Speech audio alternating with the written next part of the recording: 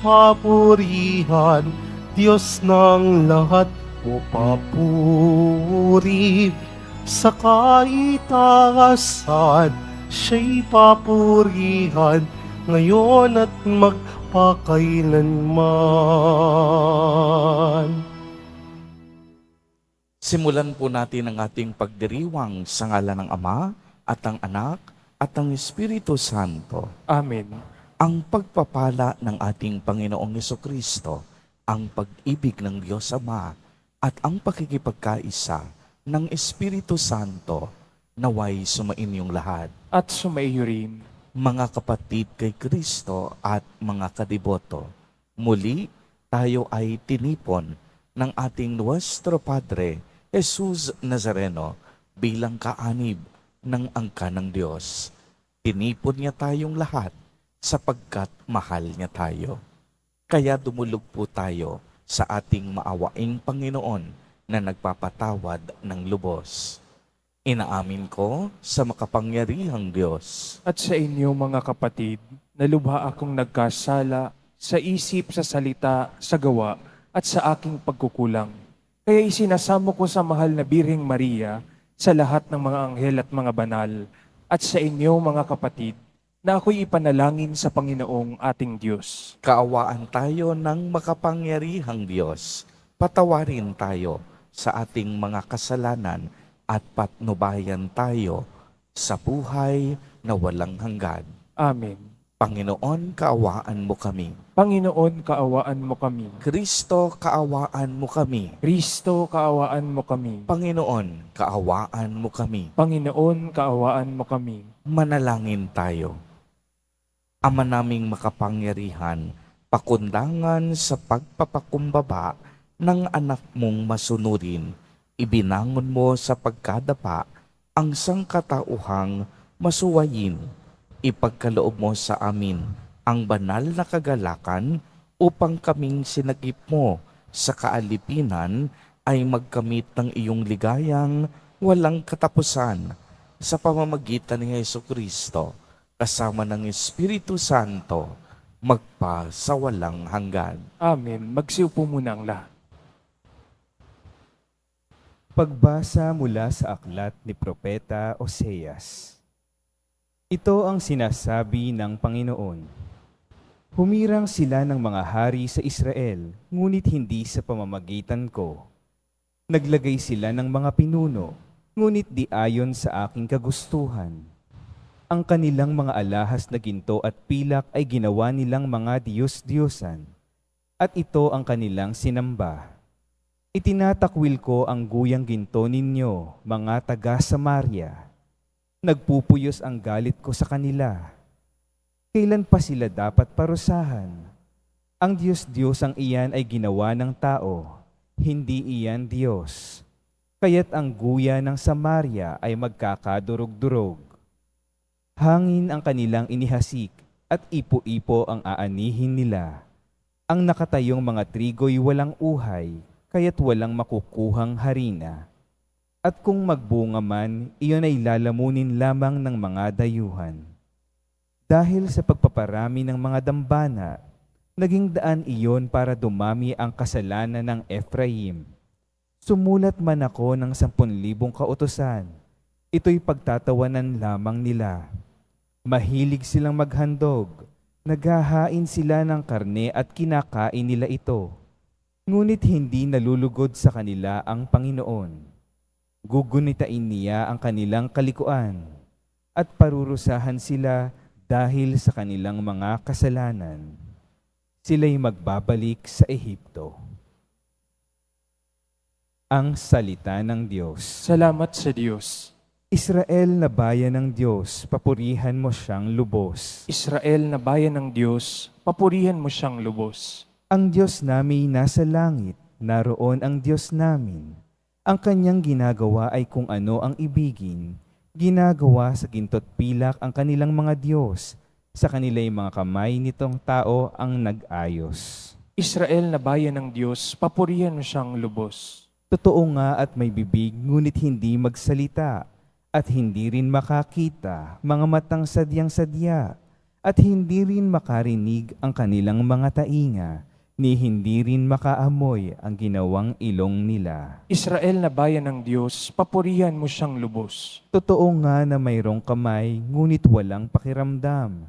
Mga paay mayroon din, ngunit hindi maihakbang. Ang gumawa sa kanila at pati ang nagtiwala, sana ay makatulad din ng gayong Diyos na ginawa. Israel na bayan ng Diyos, papurihan mo siyang lubos. Ikaw bayan ng Israel, magtiwala sa Panginoon. Siya ang iyong sanggalang, laging handa na tumulong. Kayong mga saserdote sa Diyos ay magtiwala. Kayo'y kanyang iingat at ilalayo sa masama. Israel na bayan ng Diyos, papurihan mo siyang lubos. Magsitayo po ang lahat.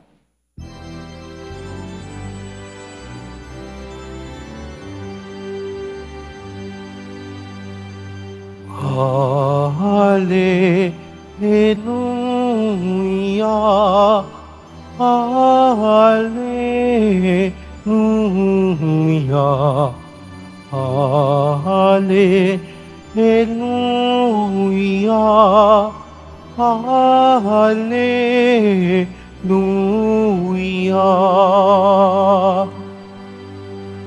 Ako'y pastol na budin, kilala kong tupang akin, ako'y kilala ni na rin. Hallelujah, Hallelujah,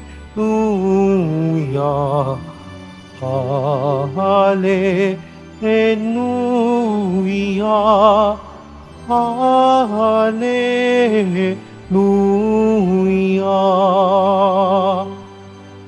Sumainyo ang Panginoon. At sumaiyo rin. Ang mabuting balita ng Panginoon ayon kay San Mateo. Papuri sa iyo, Panginoon. Noong panahong iyon, dinala kay Jesus ang isang piping, inaalihan ng demonyo. Pinalayas ni Jesus ang demonyo at nakapagsalita ang pipi. Namangha ang mga tao at sinabi nila, kailan may walang nakitang katulad nito sa Israel.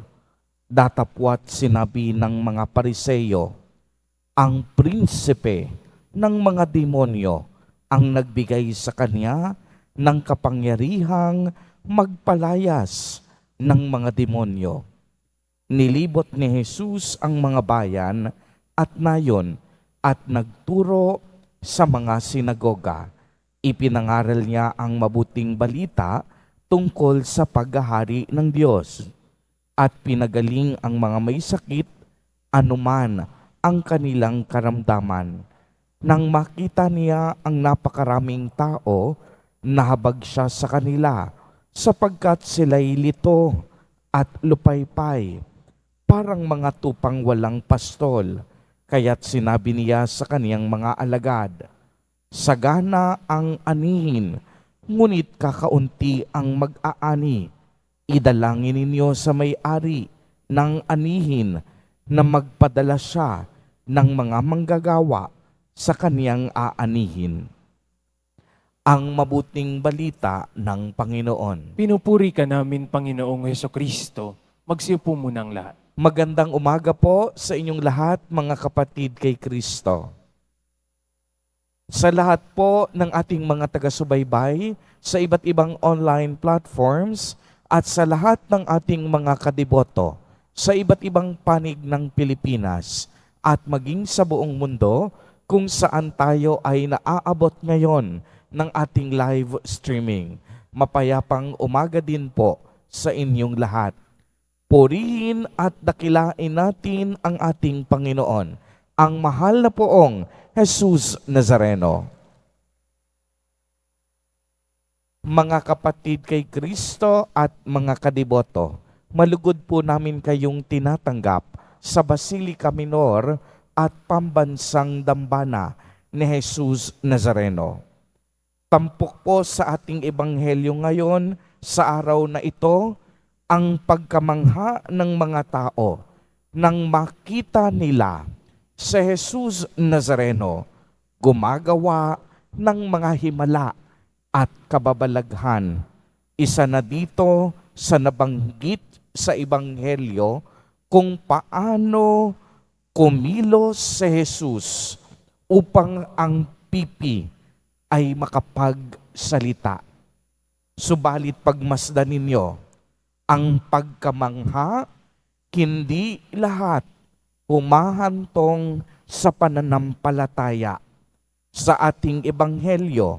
Sa halip makita ng tao ang kapangyarihan ng Diyos na nagliligtas at nagpapagaling, nakita nila kay Jesus ang kapangyarihan ng mga demonyo. Para sa kanila, ang pagpapagaling at himala ni Jesus ay gawa ng diablo at hindi ng Diyos. Marami sa kanila ang hindi nakakaunawa na si Jesus Nazareno ay tunay ngang Panginoon at tagapagligtas.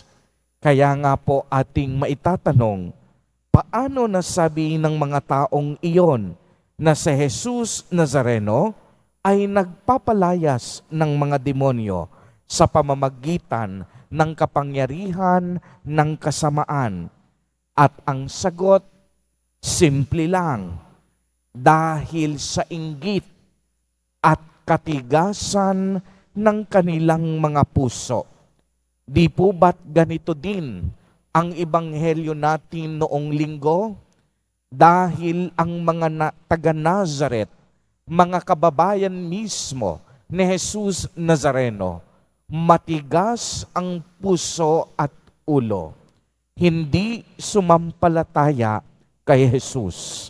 Kaya mismong sa Nazaret, walang ginawang mga himala at kababalaghan si Jesus sapagkat mismong kababayan niya, walang pananampalataya sa Kanya.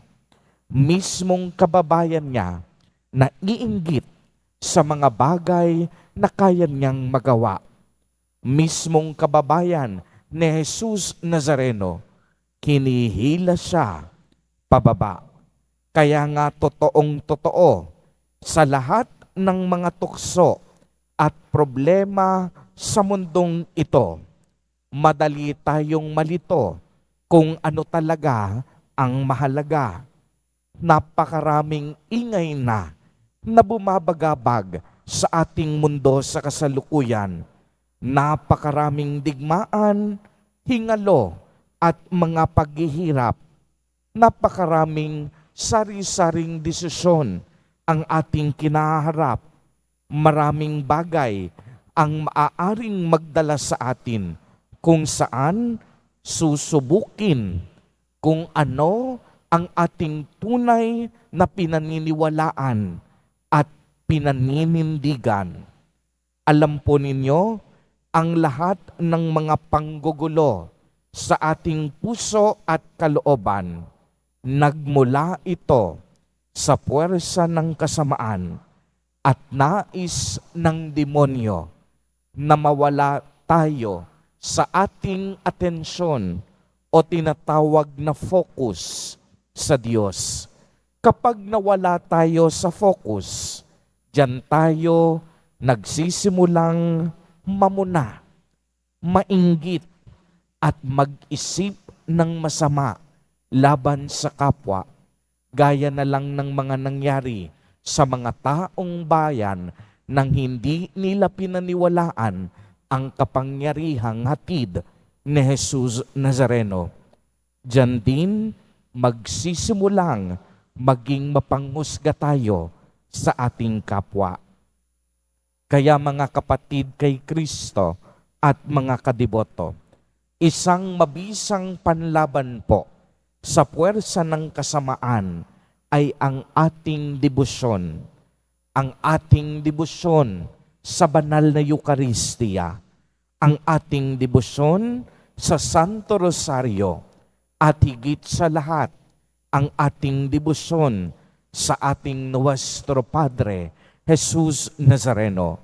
Sa pamamagitan ng mga debosyon na ito, mas lalong lumalalim ang ating pakikipag-ugnayan at pananampalataya sa Diyos. Sa pamamagitan ng ating mga debosyon, tinuturuan tayo nitong mas kumapit at umasa sa Diyos. Sa pamamagitan ng ating debosyon, pinalalakas at pinatitibay tayo sa ating pag-asa at pananalig. Sa pamamagitan ng debosyon, mas higit nating nakikilala si Kristo bilang tunay nating Panginoon at tagapagligtas. Amen. Purihin at dakilain natin ang ating Panginoon, ang mahal na poong Jesus Nazareno.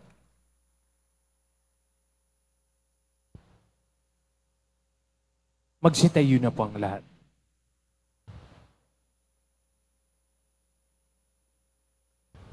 Minamahal kong mga kapatid, sa pamamagitan ng pagkapari sa bagong tipan, idinudulot ng Diyos ang mga mapagpatawad na paglilingkod ng kaniyang anak sa atin. Lumapit po tayo sa Panginoon ng ani at manalangin. Panginoon, magpadala ka ng mga manggagawa sa iyong anihan. Panginoon, magpadala ka ng mga manggagawa sa iyong anihan. Ang mga tinawag sa paglilingkod sa bayan ng Diyos bilang mga pari, naway dumami pa, manalangin tayo. Panginoon, magpadala ka ng mga manggagawa sa iyong anihan. Ang mga bansang sarado sa Ebanghelyo, naway maihanda at maging mga matatabang lupa para sa paghahasik ng salita ng Diyos, manalangin tayo. Panginoon, magpadala ka ng mga manggagawa sa iyong anihan. Ang mga naglilingkod na pari, madre, reliyoso, katekista, at laikong apostolado, naway makahikayat ng iba pa upang sumama sa kanila, manalangin tayo. Panginoon, magpadala ka ng mga manggagawa sa iyong anihan. Ang mga naglilingkod sa mga natatanging serbisyo sa ating sambayanan, naway mapalakas natin ang loob at ating suportahan, manalangin tayo. Panginoon, magpadala ka ng mga manggagawa sa iyong anihan. Ang mapagpatawad na sakripisyo ni Kristo, naway magdulot sa mga yumao ng kaluwalhatian, manalangin tayo. Panginoon, magpadala ka ng mga manggagawa sa iyong anihan. Isama din po natin sa ating mga panalangin sa mga sandaling ito, ang mga kapatid at kadiboto natin na nagdiriwang ng kanilang kaarawan sa araw na ito, ang mga mag-asawa na nagdiriwang ng anibersaryo ng kanilang mga kasal, ang mga kapatid at kadiboto nating may sakit at may malubhang karamdaman, ang mga pamilyang nagugutom at walang makain. Naway ingatan, patnubayan at pagpalain silang lagi ni Jesus Nazareno. Manalangin tayo. Panginoon, magpadala ka ng mga manggagawa sa iyong anihan. Panginoon ng ani, sa pamamagitan ng aming mga panalangin, tipunin mo ang iyong bayan. Bigyan mo po kami ng marami pang manggagawa sa iyong misyon upang mapadali ang pagdating ng iyong kaharian sa pamamagitan ni Kristo na aming Panginoon. Amen. Magsiupo muna ang lahat.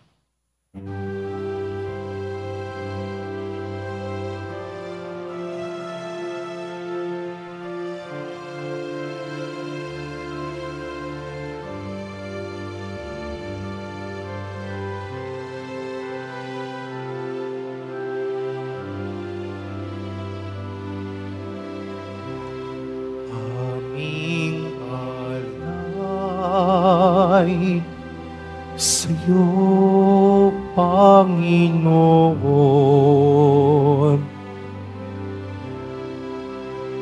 Ang tinapay at alak na iyong kaloob upang gunitain ang iyong buhay na inialay nang tayo'y nagdiwang bilang isang sambayanan.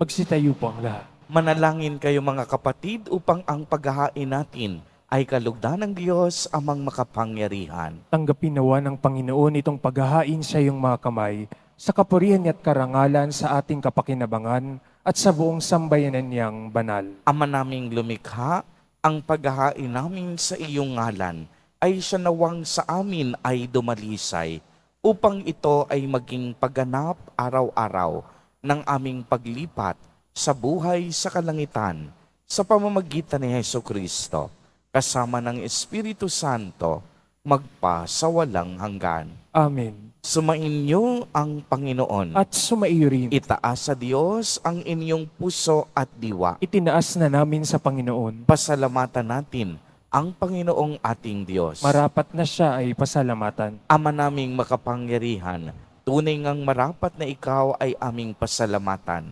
Pinagbibigyan mong ito'y aming maihayag, kahit na ito'y walang anumang maidaragdag, sa kadakilaang sa iyo ay likas. Sa pagpupuri nami ang nakikinabang, ay kami ring iyong pinakikiharapan sa pamamagitan ng iyong anak na minamahal. Kaya kaisa ng mga anghel na nagsisiawit ng papuri sa iyo, nang walang humpay sa kalangitan, kami nagbubunyi sa iyong kadakilaan. Santo, Santo, Santo, Panginoong Diyos ng mga hukbo, napupuno ang langit at lupa ng kadakilaan mo, o sana sa kaitaasan. Pinagpalang na paririto sa ngalan ng Panginoon, o sana sa kaitaasan. Magsiluhod po ang lahat. Ama naming banal, ikaw ang bukal ng tanang kabanalan, kaya't sa pamamagitan ng iyong Espiritu ay gawin mo pong banal ang mga kaloob na ito upang para sa amin ay maging katawan at dugo ng aming Panginoong Hesukristo. Bago niya pinagtiis ang kusang loob na maging handog, hinawakan niya ang tinapay, pinasalamatan kaniya, pinagati-hati niya iyon, iniabot sa kaniyang mga alagad at sinabi, "Tanggapin ninyong lahat ito at kanin. Ito ang aking katawan na ihahandog para sa inyo."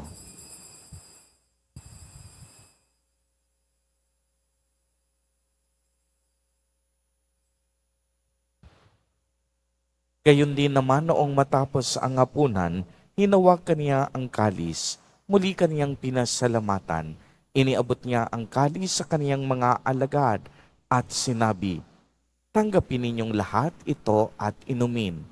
Ito ang kalis ng aking dugo, ng bago at walang hanggang tipan, ang aking dugo na ibubuhos para sa inyo at para sa lahat sa kapagpapatawad ng mga kasalanan.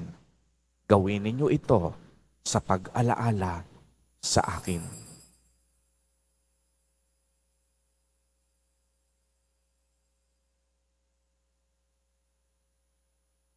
Magsitayo na po ang lahat. Ang misteryo ng pananampalataya. Si Kristo'y namatay, si Kristo'y nabuhay, si Kristo'y babalik sa wakas ng panahon. Ama, ginagawa po namin ngayon ang pag-alaala sa pagkamatay at muling pagkabuhay ng iyong anak.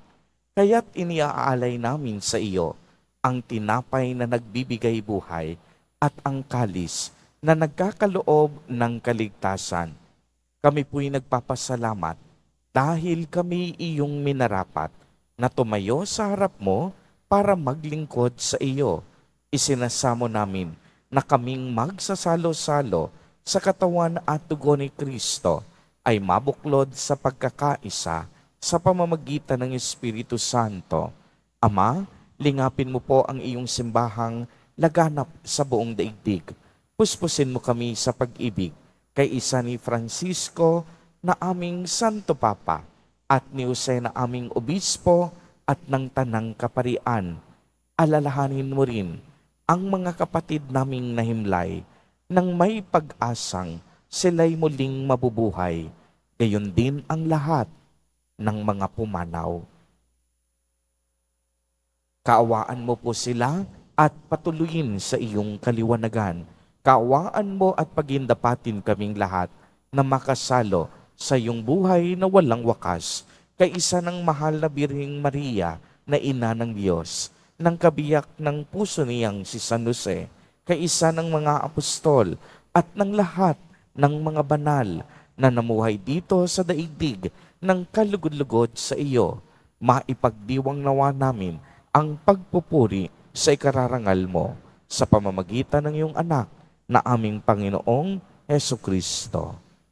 Sa pamamagitan ni Kristo, kasama niya at sa Kanya, ang lahat ng parangal at papuri ay sa iyo, Diyos amang makapangyarihan, kasama ng Espiritu Santo, magpa sa walang hanggan. Amen. Sa tagubilin ng mga nakagagaling na utos at turo ni Jesus na Panginoon natin at Diyos, ipahayag po natin ng lakas sa loob.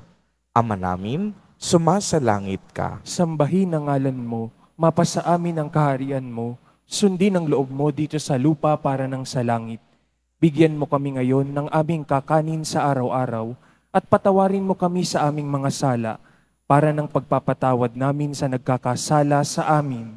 At huwag mo kaming ipahintulot sa tukso at iadya mo kami sa lahat ng masama. Hinihiling po namin na kami iadya sa lahat ng masama, pagkalooban ng kapayapaan araw-araw, iligtas sa kasalanan at ilayo sa lahat ng kapahamakan, samantalang aming pinananabikan ang dakilang araw ng pagpapahayag ng tagapagligtas naming si Heso Kristo. Sapagkat iyo ang kaharian at ang kapangyarihan at ang kapurihan magpakailanman. Amen. Panginoong Kristo, sinabi mo sa iyong mga apostol, kapayapaan ang iniiwan ko sa inyo, ang aking kapayapaan ang ibinibigay ko sa inyo. Tungayan mo ang aming pananampalataya at huwag ang aming pagkakasala. Pagkalooban mo po kami ng kapayapaan at pagkakaisa ayon sa iyong kalooban, kasama ng Espiritu Santo, magpa sa walang hanggan. Amen. Ang kapayapaan ng Panginoon ay laging sumainyo. At sumaiyo rin. Magbigayan po tayo ng kapayapaan sa isa't isa.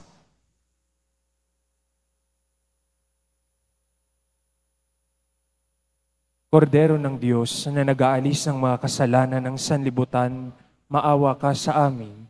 Kordero ng Diyos na nag-aalis ng mga kasalanan ng sanlibutan, maawa ka sa amin. Kordero ng Diyos na nag-aalis ng mga kasalanan ng sanlibutan, ipagkaloob mo sa amin ang kapayapaan. Magsiluhod po ang lahat. Ito ang kordero ng Diyos. Ito ang nag-aalis ng mga kasalanan ng sanlibutan.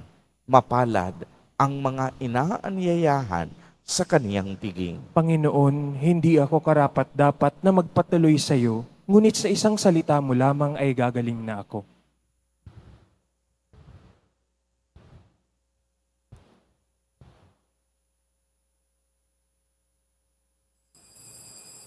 Para sa lahat ng tatanggap ng banal na komunyon, sasagot po tayo ng amen pagkasabi ng pari o ng lay minister ng katawan ni Kristo at isubo agad sa bibig bago umalis sa harapan ng pari o lay minister. Sumunod po tayo.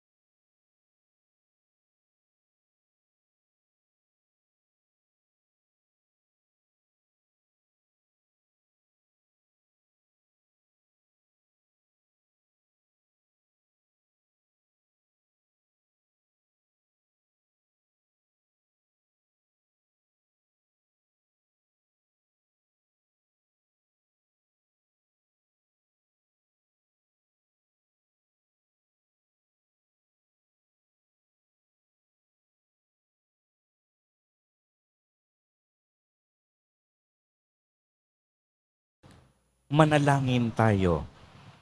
Ama naming mapagmahal, kaming iyong pinakinabang ay loobin mong laging lumingon sa pinanggalingan ng tinanggap namin ngayon para pagsaduhan sa pamamagitan ni Jesucristo kasama ng Espiritu Santo magpa sa walang hanggan. Amen. Sumainyo ang Panginoon. At sumaiyo rin. Pagbabasbas. Mahal na Poong Jesus Nazareno, inihayag mo sa pamamagitan ng krus ang walang maliw na pag-ibig ng Diyos sa sangkatauhan. Pakinggan mo ang kahilingan ng iyong angkan na nagsusumamo sa iyo. Makamtanawa nila ang iyong katugunan at tanggapin ang kasagutan na may utang na loob na tinatanaw. Basbasan din po ninyo ang mga daladala nilang mga imahen at dasalan. Sa pamamagitan ng bendisyon na ito, naway maalala nila ang mga pangako nila noon sa binyag na ikaw ang kanilang iibigin at paglilingkuran bilang Panginoon magpa sa walang hanggan. Amen. At pagpalain po kayong lahat at ng inyong buong pamilya ng makapangyarihang Diyos, Ama, Anak, at Espiritu Santo. Amen. Humayo kayong taglay ang pag-ibig at kapayapaan ng Poong Jesus Nazareno. Salamat sa Diyos.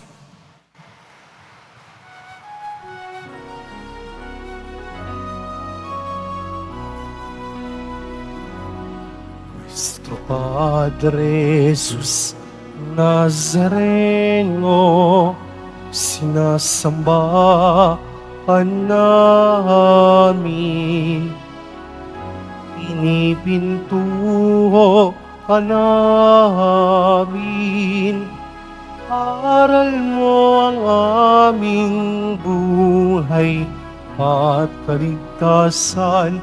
Nuestro Padre Jesus Nazareno, iligtas mo kami sa kasalanan.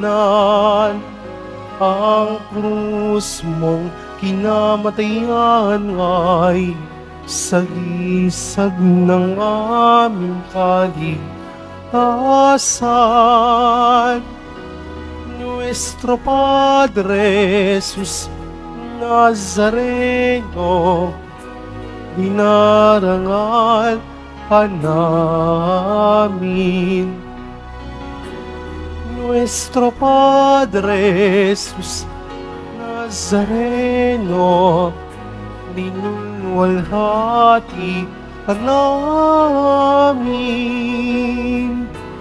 Nuestro Padre Jesus Nazareno, dinarangal ka namin.